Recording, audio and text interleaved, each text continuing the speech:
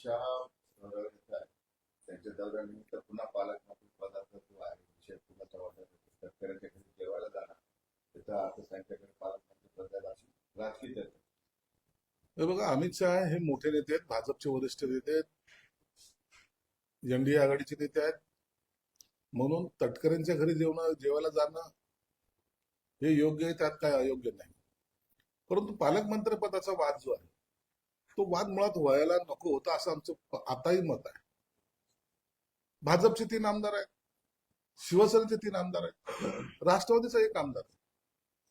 गेल्या वेळेला सुद्धा पालकमंत्रीपद त्यांच्याकडे दिलं होतं. आता या वेळेला तो आग्रह धरणं ठीक नाही.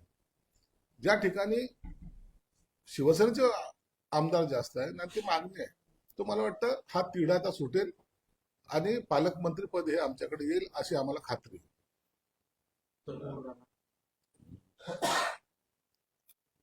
राणाला 26/11च्या प्रकरणामध्ये भारतात आणलं.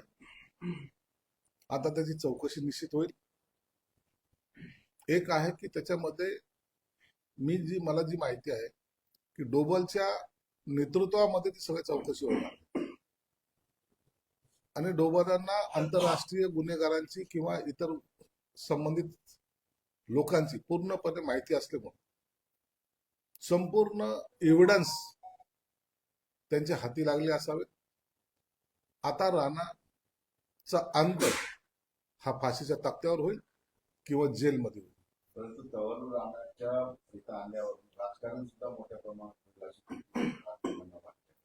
की सरकारला अर्थचिंतक करणाऱ्या सोयीचे करणारे मुद्दे लीक केले जातात आणि विरोधक म्हणतात.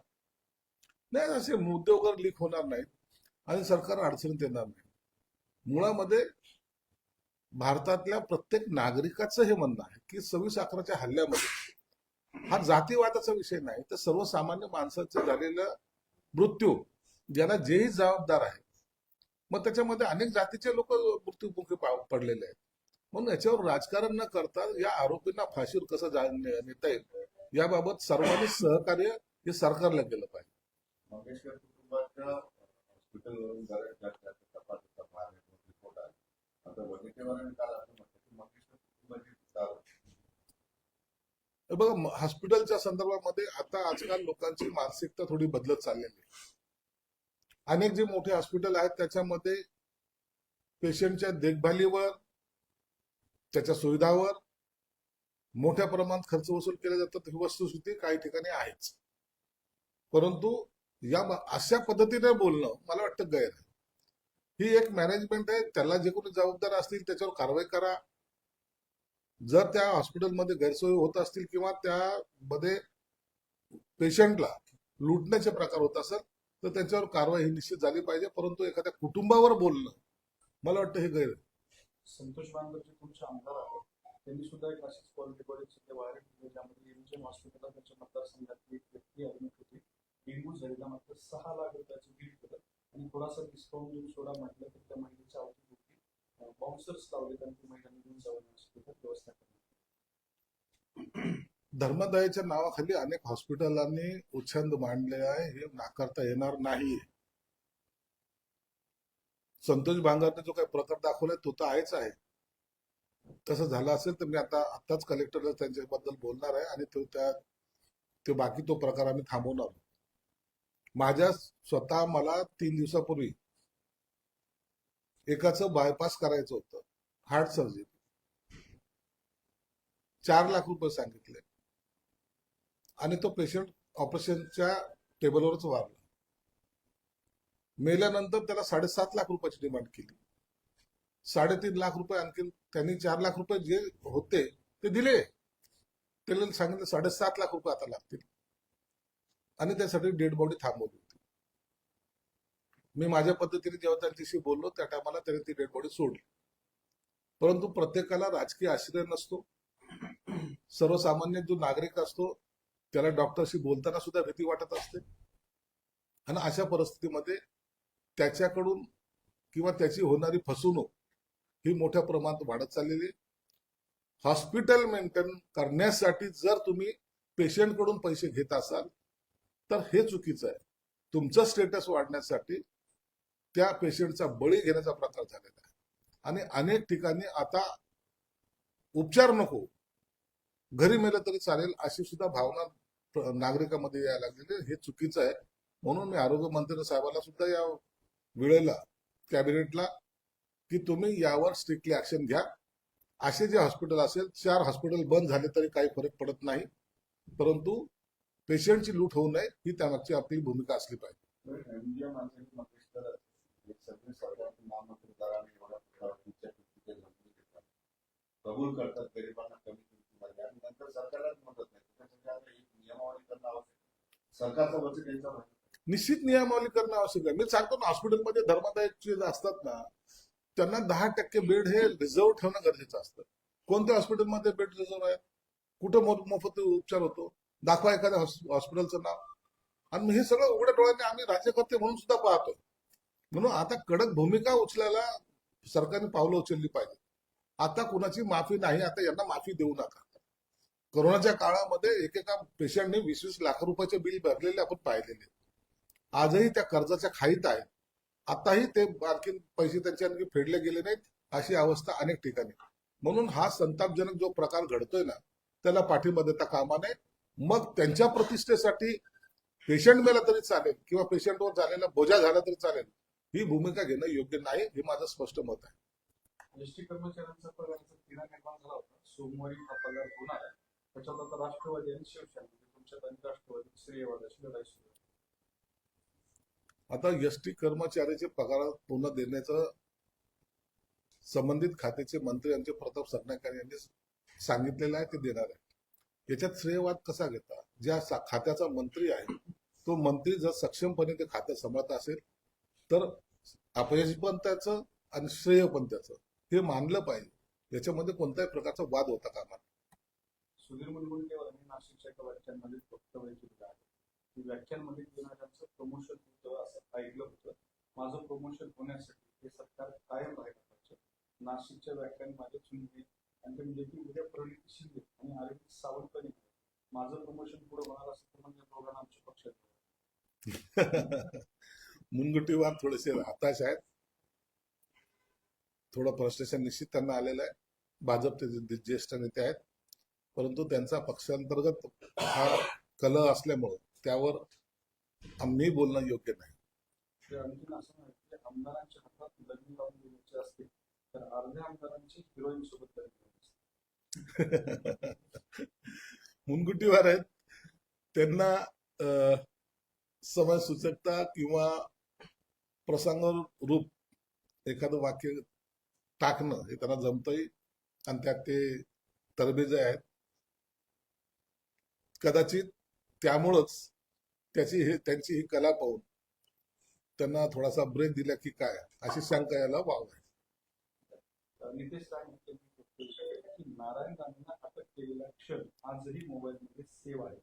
परतफेड केल्यानंतरच व्हिडिओ मोबाईल मधून डिलीट करेल, सगळ्यांचा हिशोब करणार.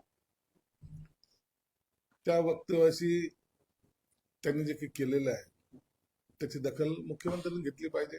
आता तो व्हिडिओ डिलीट करायचा आहे का तसाच ठेवायचा आहे, याबाबतच पक्षाचेच मुख्य नेते हे मुख्यमंत्री पदी असल्यामुळं त्यांनी तो निर्णय घ्यावा.